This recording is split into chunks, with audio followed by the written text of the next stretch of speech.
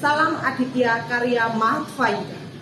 Kami dari pengurus Karang Taruna Kabupaten Temanggung dari bidang kerohanian dan kebangsaan ingin mempersembahkan sebuah acara Noto Jiwo yang akan disampaikan oleh Bapak Siswanta dari penyelenggara Buddha Kantor Kementerian Agama Kabupaten Temanggung. Mari kita saksikan bersama-sama.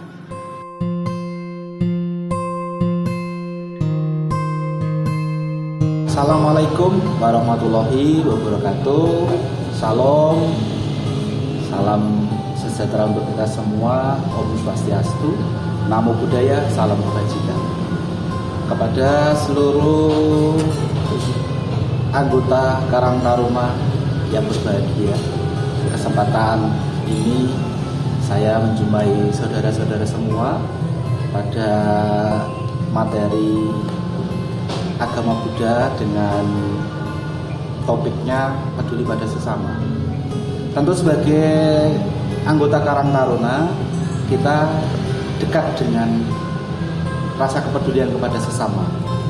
Terlebih anggota Karang Taruna adalah pribadi-pribadi yang dipenuhi dengan rasa peduli, baik peduli di lingkungan skala kecil maupun peduli dalam lingkungan yang lebih besar. Pada kesempatan kali ini, saya akan mengulas tentang materi peduli pada sesama ini. Pada hakikatnya bahwa kita tidak ada yang bisa hidup tanpa bantuan orang lain. Kita semua saling terhubung dan kita semua saling membutuhkan. Ibarat seperti pohon, kita adalah bagian dari, ada yang menjadi batang pohonnya, ada yang menjadi dahan, akar, maupun daun.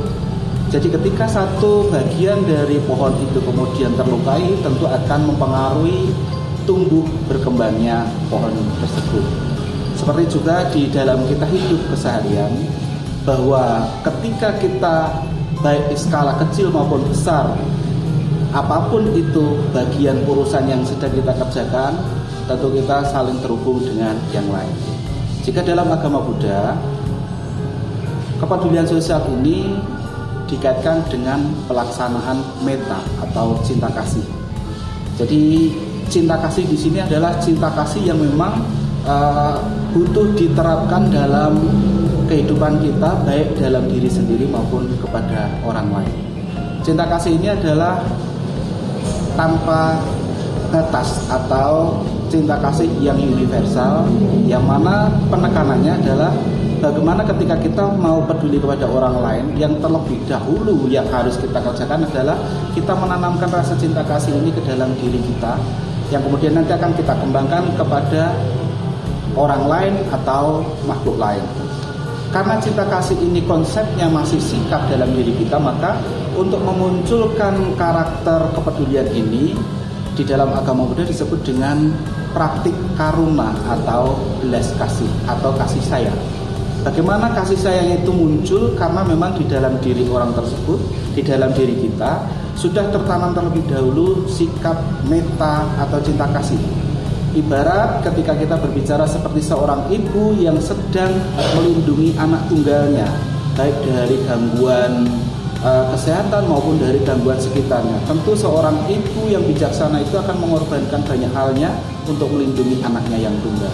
Demikian kira-kira ketika kita berbicara tentang cinta kasih yang universal kepada semua makhluk. Di dalam agama Buddha, cinta kasih ini tidak hanya semata diterapkan kepada makhluk manusia saja, tetapi juga kepada makhluk-makhluk yang lain, baik yang terwujud, tertampak maupun yang tidak tertampak, bagi hewan, bagi tumbuhan, dan lain sebagainya. Karena prinsipnya cinta kasih ini adalah memberikan perhatian, kasih sayang tanpa batas kepada semua makhluk, sehingga doa di dalam agama Buddha itu adalah mengharap semua makhluk bahagia dengan sebutan Sabbisata Bhavantu Sukhitata. Manfaat ketika kita berbicara cinta kasih ini apa saja? Ketika kita bercinta kasih, maka hati kita menjadi tenang. Ketika hati kita menjadi tenang, maka segala urusan yang kita kerjakan akan menjadi lebih fokus kepada tujuan. Selain menjadi lebih tenang, kita lebih terpacu untuk kemudian mewujudkan sebuah kebahagiaan bersama. karena tujuan dari kita hidup ini tidak semata-mata untuk diri kita sendiri, tetapi kepada semua makhluk. Jadi untuk kebahagiaan bersama menjadi tugas dan tanggung jawab kita bersama. Selain hati tenang, mewujudkan kebahagiaan bersama, hal yang paling penting lagi bahwa dengan cinta kasih ini kita bisa saling memiliki satu dengan yang lainnya. Bagaimana di antara satu dengan orang lain kita saling memahami bahwa kita bagian yang tidak terpisahkan. Makanya ketika Anda bergerak di bidang Karang Taruna yang mungkin secara sekup kecil maupun besar terlibat dalam kegiatan sosial, hal yang paling utama harus ditekankan adalah sikap berbagi melalui cinta kasih dan kasih sayang. Banyak hal yang bisa kita terapkan untuk melaksanakan kepedulian kepada sesama ini. Yang paling mudah adalah bagaimana kita tulus mendengarkan ketika ada orang yang sedang curhat. Kita bisa kemudian berpartisipasi dalam kegiatan-kegiatan sosial, baik yang skupnya kecil maupun luas.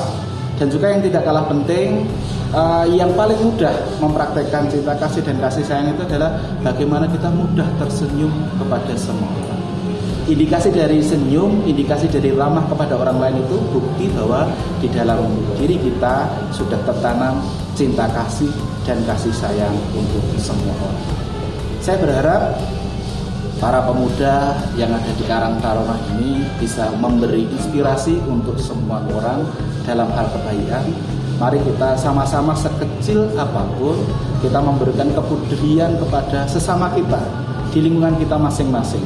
Tidak harus dengan hal-hal yang wah atau hal-hal yang super, tetapi hal yang sederhana saja. Mari kita hadir untuk sesuatu yang teman-teman kita inginkan. Semisal teman hanya butuh sebagai teman, mari kita menjadi teman. Selebihnya mari kita sama-sama menjadi sahabat dalam kebaikan. Ini yang dapat saya sampaikan pada materi kepedulian sosial ini. Saya berharap Karang Taruna sebagai agen perubahan mampu membawa diri sebaik-baiknya untuk kebahagiaan, kebaikan bagi masyarakat, bangsa, dan negara. Mari memulai hal positif dari saat sekarang. Demikian, semoga semua makhluk hidup berbahagia. Satu. Wassalamualaikum warahmatullahi wabarakatuh. Salam sejahtera. Om Santi Santi Om. Namo Buddhaya. Itulah tadi ulasan singkat yang telah disampaikan oleh Bapak Siswanto. Terima kasih. Salam Aditya Karya Mahatfa Yuda.